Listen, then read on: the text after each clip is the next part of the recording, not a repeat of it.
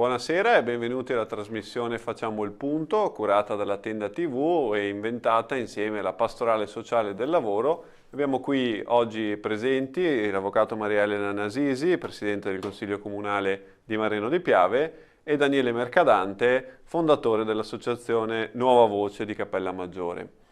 Siamo coinvolti in dei quesiti referendari. Vogliamo approfittare di questa occasione al voto per dialogare insieme sulle tematiche, in particolar modo del lavoro e della cittadinanza.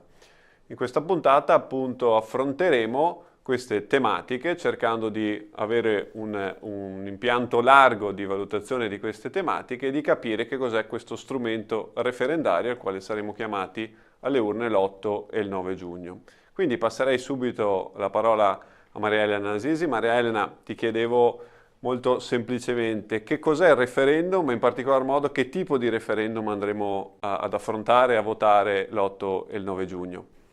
Buonasera,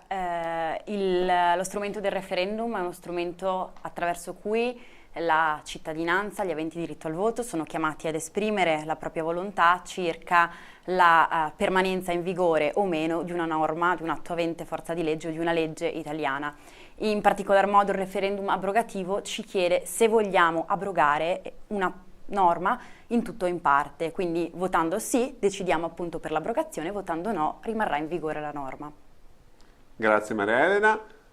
Passiamo a Daniele. Daniele, 5 sono i quesiti referendari. Uno in particolar modo sulla cittadinanza. Cosa verrà chiesto agli elettori? In particolar modo abbiamo sentito che è un referendum abrogativo, quindi cosa verrà chiesto agli elettori di volere o di non voler abrogare? Innanzitutto buonasera e grazie per l'invito. Il quinto quesito appunto è inerente alla modifica della legge del 1992, che attualmente è la legge in vigore in Italia, che regolamenta l'acquisizione della cittadinanza per naturalizzazione, ovvero sostanzialmente prevede che per i cittadini stranieri che non hanno cittadinanza italiana e che risiedono per almeno 10 anni continuativi sul nostro territorio, sia prevista appunto la possibilità di fare istanza di cittadinanza e di ottenerla entro un congruo termine. Questo diciamo, lasso di tempo di una decade verrebbe appunto dimezzato a soli 5 anni, quindi basterebbero successivamente, se dovesse passare e vincere il sì, chiaramente con il raggiungimento del quorum trattandosi di referendum abrogativo, passerebbe appunto questa modifica legislativa che prevederebbe il dimezzamento di questa tempistica. E possiamo, facendo un passo indietro, anche affermare con abbastanza tranquillità che tra i vari quesiti, i 5 quesiti che verranno posti in questa tornata referendaria, forse il quinto è proprio il più politico. Non perché ha un valore diciamo più importante o perché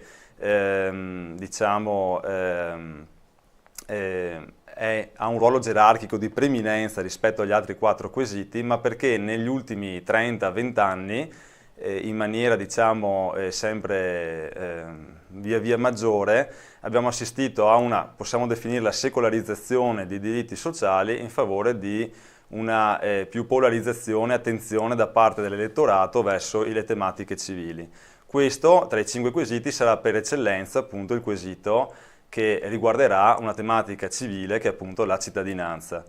Quindi sarà, diciamo, forse quello più polarizzante e polarizzato e per certi versi anche trasversale all'elettorato italiano in questa tornata elettorale. Grazie Daniele, avremo modo poi nel dialogo successivo di confrontarci un attimino su questi temi, ma adesso ci stiamo focalizzando appunto sui quesiti referendari. Abbiamo sentito uno, quello definito così, più politico, e poi ne abbiamo 4 molto tecnici, vero Maria Elena? Questi 4 quesiti genericamente detti sul lavoro, cosa chiedono di abrogare e in particolar modo abbiamo visto che sono molto complessi, quindi se riesci un attimino ad orientare le tematiche che vanno ad affrontare questi 4, al di là del generico lavoro. Sì, concordo con tutti, chiaramente sono sicuramente i più complessi e i più tecnici da comprendere, forse quelli che toccano meno la coscienza civile, però vanno analizzati e cercherò di essere sintetica. I primi due quesiti sono in sostanza complementari perché riguardano i licenziamenti illegittimi e la tutela prestata al lavoratore che ha subito un licenziamento illegittimo. In particolar modo il primo incide su norme applicabili a realtà con più di 15 dipendenti e riguarda il cosiddetto contratto a tutele crescenti. Non è un contratto, non è una tipologia contrattuale, ma è un regime sanzionatorio che incombe sul datore di lavoro qualora venga accertata l'illegittimità del licenziamento del proprio lavoratore. Infatti, dopo l'entrata in vigore del Jobs Act e in particolar modo del decreto legislativo 23 del 2015, dal 7 marzo 2015 tutti i contratti di lavoro che sono sorti dopo questa data comportano che se il lavoratore viene licenziato avrà diritto a una tutela prevalentemente economica. Vuol dire che il lavoratore potrà aspirare a un indennizzo che va dalle 6 alle 36 mensilità e sarà parametrata dal giudice del lavoro anche sulla base dell'anzianità maturata dal lavoratore all'interno dell'azienda. Mentre per tutti coloro che sono stati assunti ante 7 marzo 2015 la tutela è prevalentemente reale, cioè possono aspirare alla reintegra nel posto di lavoro precedentemente appunto ricoperto. Questo per quanto riguarda le realtà con più di 15 dipendenti, mentre il secondo quesito referendario concerne quelle realtà che hanno meno di 15 dipendenti, quindi tutte le piccole, medie, piccole imprese che hanno anche 5-6 dipendenti, in cui se il lavoratore viene licenziato e il licenziamento viene poi ritenuto illegittimo dal giudice del lavoro, costui potrà aspirare ad un indennizzo che va fino alle 6 mensilità. Il quesito referendario, in questo caso, punta a togliere il tetto dell'indennizzo, cioè togliamo le 6 mensilità e il giudice valuterà in base alla sua discrezionalità quanto vale l'importo da riconoscere a titolo di indennizzo, mentre in caso nel primo quesito referendario la proposta del referendum è quella di ripristinare l'articolo 18 dello Statuto dei lavoratori, quello che prevede la reintegra sul posto di lavoro anche per coloro che sono stati assunti dopo il 7 marzo 2015. E questi sono i due primi quesiti. Il terzo quesito concerne invece la disciplina del contratto a tempo determinato e in questo caso viene introdotto l'obbligo di causale giustificativa per tutti i contratti, anche per quelli che hanno una durata inferiore ai 12 mesi, cosa che invece adesso non c'è, perché il datore di lavoro si assume con un contratto a tempo determinato fino a 12 mesi può non indicare la causale giustificativa, quindi se passasse il sì, il datore di lavoro fin dal primo giorno deve spiegare perché assume a tempo determinato. E l'ultimo quesito è un quesito che si distanzia dalla contrattazione del lavoro e riguarda la sicurezza sui luoghi di lavoro. In particolar modo incide su una norma del TUSL, che è il testo unico sulla sicurezza sul lavoro, l'articolo 26, il quale dice che se il datore di lavoro appalta dei segmenti della filiera produttiva, delle lavorazioni o dei servizi, delle forniture nel ciclo produttivo, ha degli obblighi da rispettare e incorre a determinate conseguenze qualora non li rispetti. In particolar modo il comma 4, che è quello proprio toccato dal quesito referendario, prevede che il committente è responsabile in solido per i danni che si verificano nell'ambito appunto del proprio luogo di lavoro a danno del lavoratore dipendente della ditta appaltatrice o subappaltatrice. Però c'è un'eccezione: se i danni derivano da rischi specifici propri del tipo di attività svolta dal subappaltatore, il committente non è responsabile in solido. Il quesito referendario vorrebbe togliere questa eccezione, l'ultimo capoverso dell'articolo 26,4, per far sì che il committente sia sempre responsabile in solido, qualsiasi sia il tipo di danno che si verifica in sede di esecuzione della commessa da parte del subappaltatore o appaltatore. Quindi sono quesiti chiaramente tutti molto tecnici, tutti molto complessi, chiaramente avrebbero bisogno di approfondimenti ulteriori, però insomma per sommi capi questa è la sostanza di quello che ci viene proposto. Grazie Maria Elena, capiamo ancora più le parole di Daniele che diceva prima come molto di più semplice lettura è il quesito sulla cittadinanza e quindi molto anche più politico e magari anche più sentito, ecco, come dialogo collettivo, mentre più tecnici abbiamo sentito quelli che ci ha descritto Maria Elena sul lavoro e in questo particolar modo noi, dopo l'intervento che adesso arriverà del settimanale Diocesano d'Azione di Don Alessio, ci confronteremo un attimino sia sull'utilizzo dello strumento, come questo strumento sia adeguato o meno, in particolar modo per il riferimento ai referendum sul lavoro, ma anche quali siano le prospettive, lato nostro, alcune considerazioni in merito al mondo del lavoro odierno, quali sono le priorità, quali sono le capacità di attrazione dei nostri territori, delle nostre realtà, in particolar modo per quanto riguarda i giovani nel mondo del lavoro. Quindi chiederei gentilmente l'intervento di Don Alessio Magoga, direttore del settimanale diocesano L'Azione, che si è speso nell'arco di queste ultime settimane attraverso il giornale diocesano a effettuare una rubrica, alcuni editoriali per spiegare appunto i quesiti referendari e per contribuire al dibattito locale sulle tematiche dei quesiti. Intanto grazie di questo spazio che mi è concesso per parlare di un tema che come settimanale diocesano ci sta particolarmente a cuore, quello del referendum, dei 5 quesiti referendari che appunto l'8 e 9 giugno siamo chiamati, ai quali siamo chiamati a partecipare e sui quali siamo chiamati a esprimere il nostro parere. Come settimanale diocesano appunto l'Azione è dall'11 maggio che invitiamo a riflettere su questi quesiti. Abbiamo presentato appunto i temi sui quali siamo chiamati ad esprimerci, abbiamo anche cercato di portare la voce in modo particolare di quanti hanno promosso questi referendum, ma anche la voce di chi invece pensa che a questi referendum si debba rispondere con un no. Ci sembra importante che i nostri lettori, ma direi un po' tutte le persone che sono chiamate a votare, si informino sul valore di questi 5 quesiti, su questi 5 referendum. Dal nostro punto di vista, anche per questo abbiamo cercato di dare voce al referendum nelle nostre pagine, nel settimanale diocesano, ci sembra che non sia stato particolarmente valorizzato il senso di questi referendum e ci sia un silenzio particolarmente eloquente e importante nei vari mezzi di comunicazione, eccetto alcune importanti eccezioni. Credo un po' i settimanali diocesani, ma anche in genere i mezzi di comunicazione di ispirazione cristiana e anche la Tenda TV e gli amici che oggi riflettono su questi quesiti sono delle preziose eccezioni che ci invitano a prepararci per questo importante appuntamento. Ecco, anche i vescovi sono espressi sui referendum, soprattutto invitando a informarsi e a fare un opportuno discernimento proprio per arrivare preparati a questo appuntamento.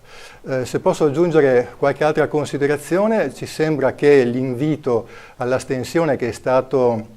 suggerito da alcune forze politiche sia, come potremmo dire, non in linea con le necessità e le esigenze di questo tempo. L'astensionismo è già molto diffuso, pertanto invitare ad astenersi anche oggi al referendum, anche se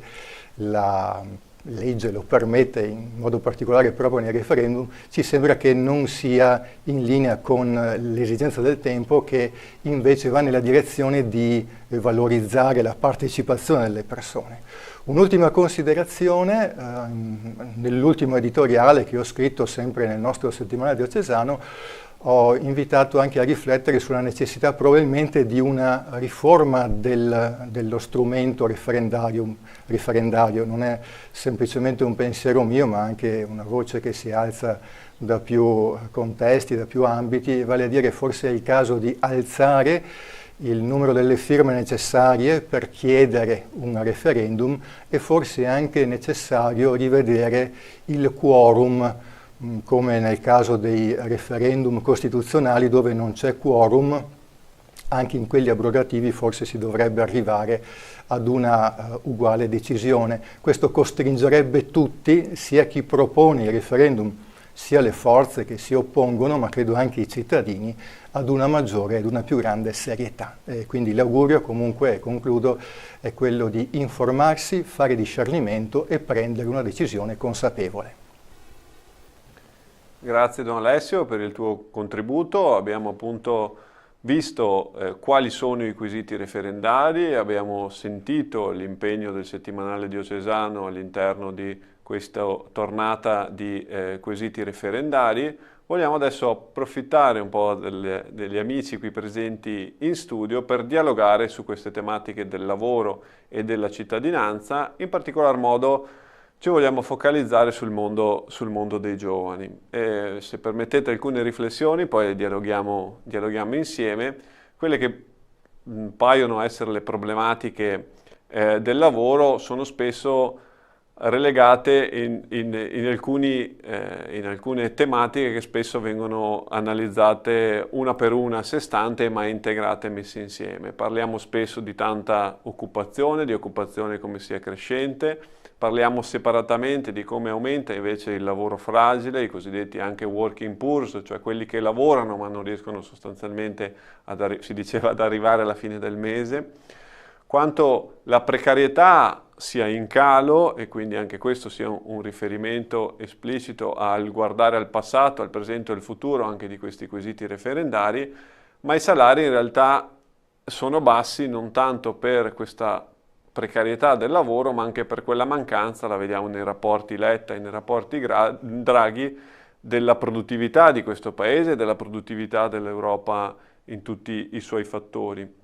E come, parlando e sentendo anche parlare Don Alessio di partecipazione, come spesso anche la partecipazione lavorativa, in particolar modo in determinate aree del territorio, sia scarsa da un punto di vista in particolar modo delle donne e dei giovani. E questo è un meccanismo di preoccupazione. Come possono essere meccanismi di preoccupazione, qui mi rivolgo ad altri argomenti che spesso vengono parlati in maniera non integrata ma divisa, come la logica che molto spesso invece chi offre lavoro, quindi gli imprenditori e le imprese, fanno fatica a trovare quelle professionalità che sono tanto richieste e che proprio non riescono a trovare nei propri territori. Quindi qui probabilmente anche in questa dinamica referendaria che appunto va sul mercato del lavoro, ha delle tecnicalità, ha delle specificità, non affronta alla radice i problemi del lavoro, forse perché non è neanche, poi vedremo l'opinione vostra, lo strumento adeguato per fare queste determinate considerazioni. Non si parla più di salvaguardia in sé del posto di lavoro, anche perché i giovani stessi hanno una diversa concezione di quello che è il posto del lavoro, ma come sia più importante delineare alcune piste che possono essere dette quelle di formazione integrale, cioè una formazione totale delle persone, sia di virtù civili che ormai non ci sono più, ma anche di virtù manageriali, professionali e di formazione continua. Quella che sia, la citava anche Don Alessio prima, la partecipazione intesa anche nel mercato del lavoro, ma intesa anche nel lavoro. Pensiamo alla proposta effettuata e anche accettata da molte, quasi tutte, credo, le parti politiche, dalla CISL, di partecipazione, di applicazione dell'articolo della Costituzione, di partecipazione dei lavoratori nell'azionariato, e quella che è anche la dinamica della retribuzione premiale, si dice, cioè il meccanismo di detassare magari tutto ciò che comporta un aumento della produttività e poi appunto crea quella sana retribuzione ulteriore nel lavoratore che appunto è proattivo all'interno della propria struttura aziendale. Poi un elemento secondo me molto dimenticato in questo dialogo referendario sul lavoro è quello dell'intelligenza artificiale. Cioè noi siamo qui che ragioniamo su alcune tematiche più di gestione delle casistiche, delle diciamo, difficoltà all'interno del mercato del lavoro, e non ci occupiamo di quella che potrebbe essere un rimettere anche al centro l'uomo, se utilizzata bene questa intelligenza artificiale, per evitare e ridurre quelli che sono per esempio i lavori ripetitivi e i lavori insomma, che non diciamo, nobilitano la figura dell'uomo. Ecco, in questo, per avvicinarmi al dialogo con voi, visto anche il ruolo qui in diocesi, mi preme quella distinzione tra lavoro giusto e lavoro decente che emerge dalla Laborem Exercens di Giovanni Paolo II nel 1981. Cioè il lavoro giusto è quello che garantisce un giusto prezzo, sostanzialmente, cioè quello che ti permette di avere una parità d'acquisto e quindi quella capacità di arrivare alla fine del mese, quindi questa è una cosa certamente funzionale, ma c'è quel lavoro decente che secondo me è quello che i giovani cercano oggi in particolar modo, cioè quel lavoro che ti crea la propria dignità, ti crea il proprio senso del lavoro, integra quei discorsi che abbiamo visto molto spesso insieme come pastorale sociale di sostenibilità, ci si chiede per chi, per che cosa e perché come si lavora e che va oltre quella dinamica stipendiale fondamentale, che però si semplifica nel dire che il nostro valore di persona vale di più del nostro stipendio, no? E quindi come quel senso di lavoro e di dedizione nell'attività lavorativa è quella che crea la dignità dell'uomo, no? E quindi anche questa logica di non vedere, che i giovani non vedono più il posto fisso come il traguardo della propria realtà, è anche probabilmente questa logica nel dire che il lavoro deve avere un senso e che il posto del lavoro, per citare appunto il professor Marini che abbiamo avuto modo di seguire insieme a Salso Maggiore Terme della Pastorale Sociale Nazionale, si cerca il posto del lavoro, no? Quel posto adeguato in cui poter esprimere le proprie diciamo, peculiarità, le proprie aspirazioni, vocazioni anche lavorative. Ecco, in questa dinamica del lavoro, mi rivolgo a Maria Elena ora, cosa cercano oggi nel lavoro? A cosa manca questi anche quesiti referendari di essere così, diciamo, integrati in quelle che sono le priorità del mondo del lavoro? Chiederei a entrambi questa battuta, se può iniziare Maria Elena. Sì, riflettevo su quello che dicevi perché constatavo anche guardando i miei coetanei che la percezione che ho e che abbiamo è che il precariato che appunto questi quesiti referendari vorrebbero tentare in qualche modo di sconfiggere come piaga, in realtà è un qualcosa che noi abbiamo sempre sentito, fin da quando eravamo alle scuole elementari, direi io, la piaga del precariato. E in qualche modo abbiamo preso atto che c'è un'incertezza. Abbiamo imparato a forse navigare in questo mare in burrasca, muovendoci tra un'occupazione e l'altra, accettando che bisogna accumulare esperienza e anche eventualmente cambiare per cercare la migliore opportunità lavorativa. Quindi il precariato per noi è anche in positivo forse uno stimolo per ottenere quel know-how che poi è spendibile nel mondo del lavoro. Certo è che essere precari, secondo me, qui nel nostro territorio non è come essere precari, penso, al sud dell'Italia, quindi bisogna distinguere appunto l'incertezza lavorativa nel nostro contesto economico e non è purtroppo come essere precari o comunque cambiare lavoro in altre parti d'Europa, come il nord Europa, in cui sicuramente le opportunità lavorative sono in grado di valorizzare molto le professionalità e i salari possono essere anche più alti rispetto a quelli che offre il nostro mercato. Quindi sicuramente c'è da chiedersi, ma questi quesiti referendari veramente stanno andando nella direzione giusta? Perché un altro aspetto che io noto è che è venuta meno la concezione dell'azienda come contesto familiare, contesto di partecipazione, e le piccole e medie imprese, quelle che poi sono quelle con meno di 15 dipendenti, sono anche quelle realtà che poi il dipendente vede un po' come prolungamento della propria famiglia, dove datore di lavoro e lavoratore possono lavorare gomito a gomito. Quindi stimolare la partecipazione, consentire al datore di reinvestire i propri utili in questi contesti, far sì che il lavoratore sia parte e partecipe delle dinamiche aziendali, secondo me è importante. Quindi non dobbiamo pensare alla dinamica servo-padrone in cui il lavoratore è sfruttato, il datore di lavoro sfrutta appunto il lavoratore, ma secondo me dobbiamo pensarlo proprio come comunità, in modo tale che anche i talenti che sono portati ad andare altrove sentano il senso di appartenenza grazie alle realtà lavorative in cui hanno l'opportunità di lavorare. Questo secondo me è importante, creare aziende che siano come famiglie o come grandi comunità. Riallacciandomi a Francesco e Maria Elena, non posso che confermare che il problema primordiale della nostra generazione, nati negli anni 90 e anche successivi, non è tanto poi la precarietà del lavoro, ma è la precarietà proprio della società nel suo complesso. Siamo sempre nati, cresciuti, la crisi Lehman Brothers è ormai del 2007-2008, noi avevamo poco più di 10 anni ad esempio, siamo sempre cresciuti con questa cantilena ridondante che ci ha sempre creato una sorta di diciamo, arrendevolezza di fronte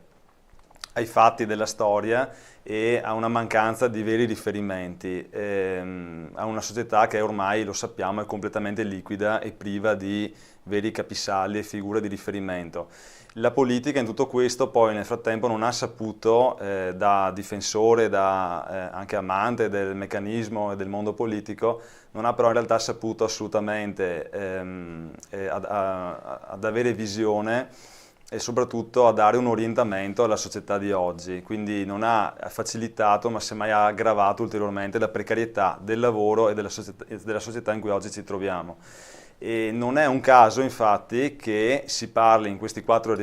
quesiti inerenti al mondo del lavoro, in più parti si faccia riferimento alla grande legge del 1970 che vuole essere sostanzialmente ripristinata, lo Statuto dei lavoratori cosiddetto, il cosiddetto appunto articolo 18 famoso, perché rappresenta ancora oggi paradossalmente un vero riferimento, un vero caposaldo che ormai appartiene, è attuale, per fortuna lo è, ma appartiene comunque a una storia che risale a mezzo secolo fa.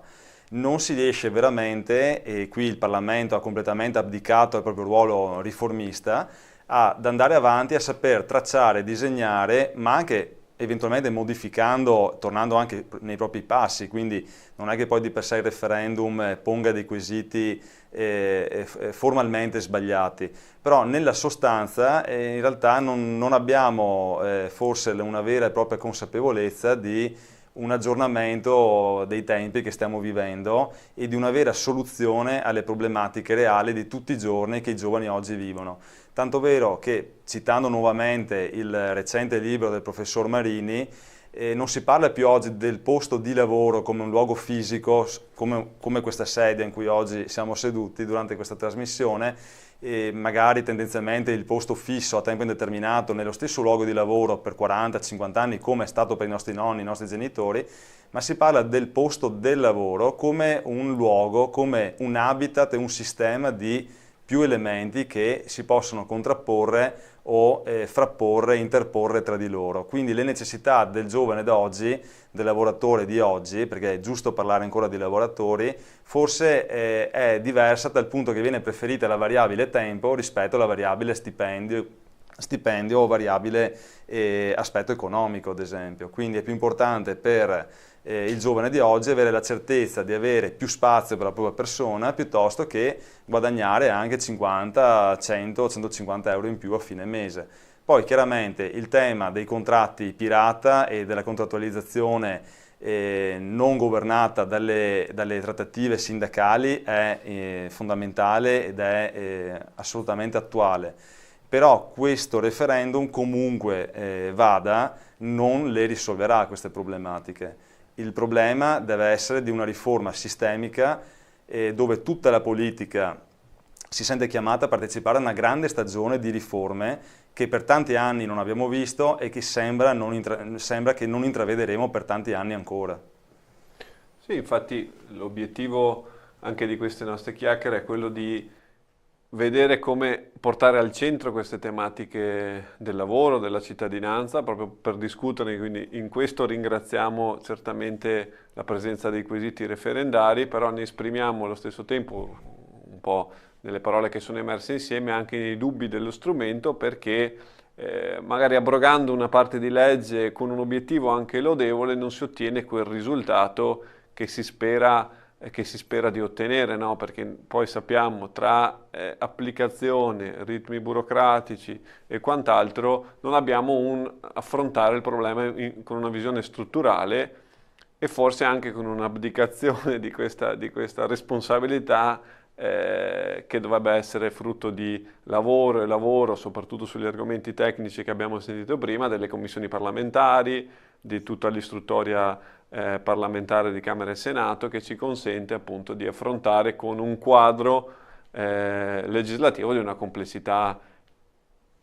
più ampia di un sì e di un no. Allora, Don Alessio ha giustamente accennato alla poca pubblicizzazione di questi quesiti referendari. Il problema è che è già accaduto in gran parte delle altre occasioni, a parte nel 2011 in cui per motivi sia politici c'era il governo Berlusconi all'epoca fortemente in crisi e avverso alle opposizioni del tempo, e c'era soprattutto il quesito sul nucleare, ma tutti i referendum abrogativi celebrati successivamente, ricordiamo quello delle trivelle che poi era stato molto utilizzato in quel caso politicamente contro il governo Renzi, marzo 2016,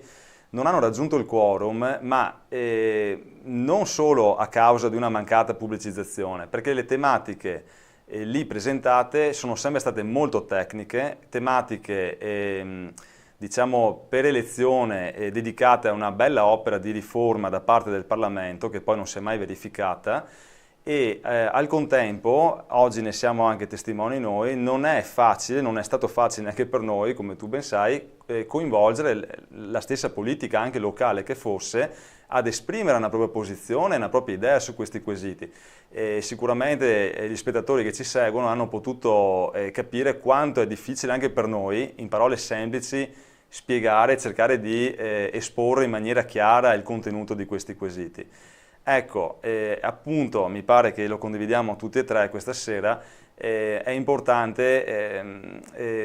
tornare sul punto del fatto che la politica deve, per tornare forte e autorevole, veramente riappropriarsi della propria opera primaria e fondamentale, che è quella di fare le riforme e di tracciare una politica del lavoro, una politica industriale, dando un futuro e una visione di quello che sarà un domani questo Paese. Altrimenti ci sarà un altro referendum abrogativo che potrà o meno superare poi lo sbarramento che attualmente è previsto appunto per il quorum, ma non andremo tanto distanti, a mio parere, di questo passo. Resterà la nostra sensibilità politica che ci porterà ad esprimerci con il sì o con il no, e tanti adesso appunto in realtà dicono non andremo nemmeno a votare. Di per sé è sbagliato, la Costituzione parla del voto come dovere civico, però è fondamentale poi raggiungere anche dei risultati sostanziali, ecco, in modo tale che il referendum non resti solo una formalità. È importante che la politica ritorni ad essere sostanza in queste tematiche fondamentali.